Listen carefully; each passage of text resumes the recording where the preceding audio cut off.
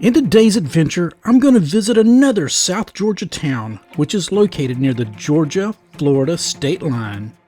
But first, I'm going to stop in Tifton, Georgia at a sometimes forgotten roadside attraction, the Eisenhower Interstate Highway Memorial. I am Danny, and welcome to my channel, Dannovator, where my experiences become your adventure. Dwight D. Eisenhower, our 34th president, signed the 1956 Highway Act and launched the U.S. Interstate Highway System, a project that forever changed how Americans move from place to place. The Eisenhower Memorial Monument is located at the Georgia Museum of Agriculture, which I have visited a few times in the past. I'm now traveling south down I-75, which was one of the early segments of interstate that was part of the Eisenhower system.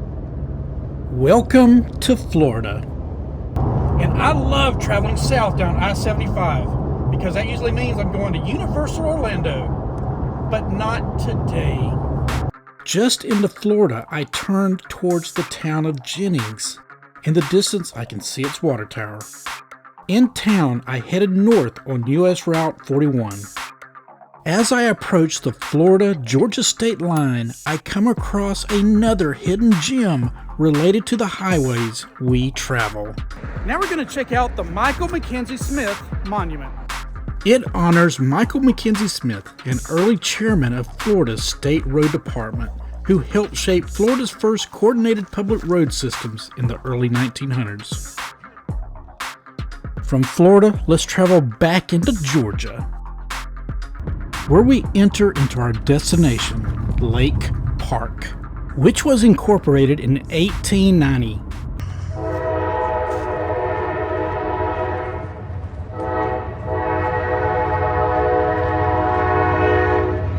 As I arrive near City Hall, a train comes roaring through.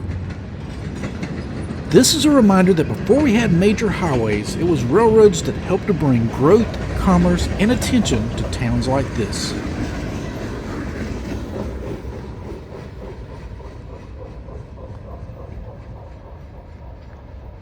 So if you enjoy unique and unusual places, then you came to the right spot.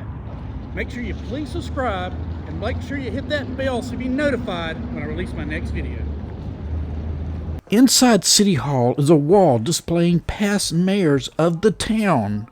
Lawrence Weisenbaker was not only Lake Park's founder, but also its first mayor. And Ul Brown, well, he was Weisenbaker's son-in-law and was also elected mayor.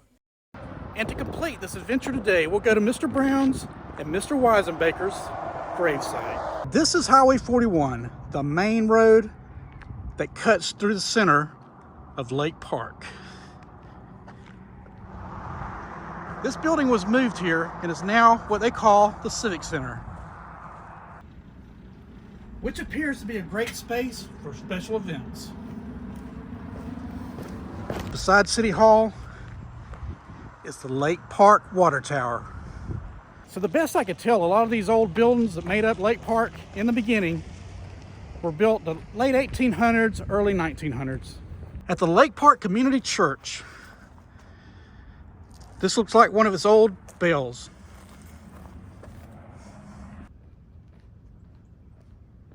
This church was built in the 1980s after its previous church burned down. And across from the Lake Park Community Church is the Lake Park Christian Church. And being this close to Florida, you have to have some palm trees. I was told that across the street was the town's old grocery store. It is now the Covey, which also appears to be another unique venue for special events.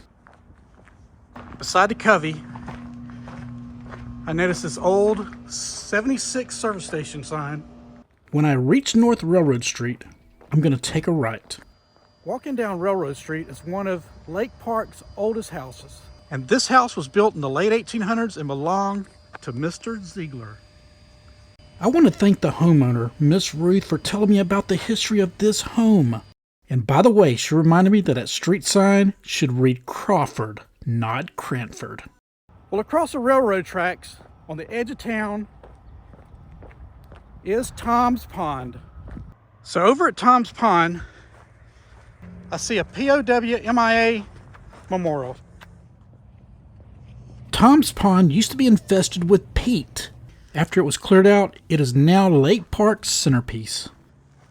And if you didn't behave yourself back in the day, you'd have to spend some time in this little blue building right over here. And it's the old Lake Park City Jail that was in use until 1965. Hey, anybody in there? Lake Park started off as an old train stop. And I believe this area is what I was told is where the old train depot used to be. And beside the Lake Park Fire Department is this old stucco building, was where the old city hall once was located. And over at this house, at this corner, used to be buried an old wagon wheel axle, which marked the center of town.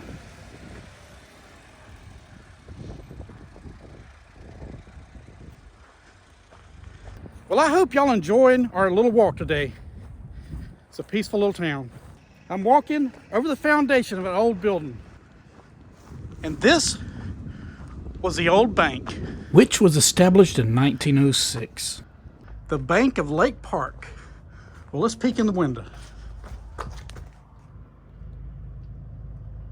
And a few steps from the old bank is the old post office.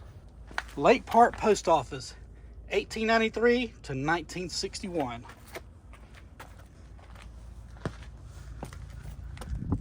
And here's a look inside. Looks like a slot where you used to put the mail. And next door to the old post office is the Oil Brown General Merchandise Store, built 1890. He was one of Lake Park's most successful businessmen.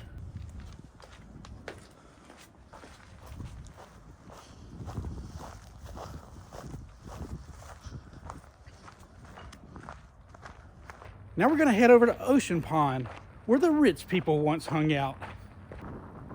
Ocean Pond is just a short drive southwest of town. This is Ocean Pond. I was told that the wealthy men used to take a ferry over to what is known as the clubhouse, which we can't get to because we don't have permission. But the clubhouse is all the way down there. So Ocean Pond and Tom's Pond are the two main lakes, if you will, around Lake Park. But this area is scattered with natural lakes. Located just south of Tom's Pond, hidden in the woods beside the train tracks, is the old Lake Park Cemetery. The old Lake Park Cemetery dates back to 1862. This was the site of an old church that once stood by this cemetery. In 1890, it was moved from the cemetery location to this lot. On December 25th, 1986, it burned down. But it was replaced by this brick structure. Around the old cemetery are remnants of Hurricane Helene's wrath from back in 2024.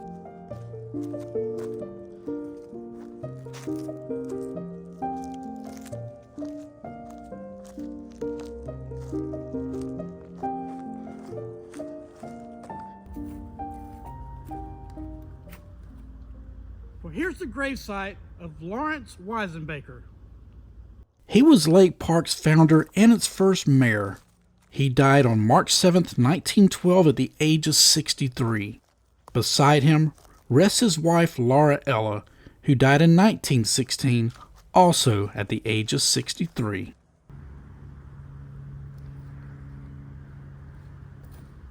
Well, let's go head over to the other Lake Park City Cemetery.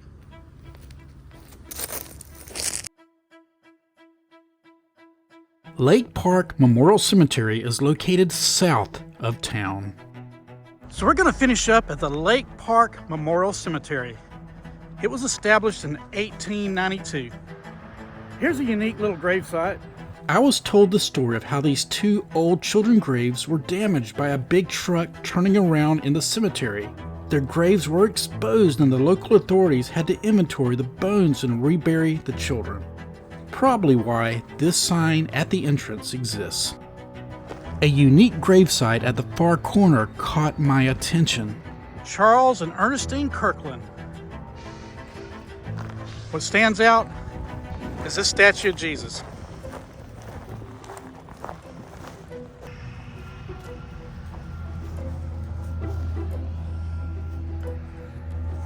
And this open area over here, it also has a story. This area is kept clear of any burials due to a number of unmarked graves from earlier times. I believe the locals call it the Potter Field. We end our adventure at the gravesite of Ul Brown and his wife Lilla.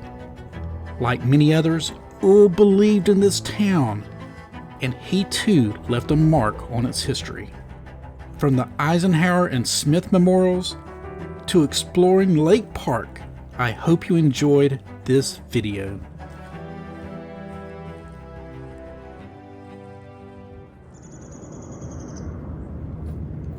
And always remember, your adventure awaits with the Dannovator. I'll see y'all the next time.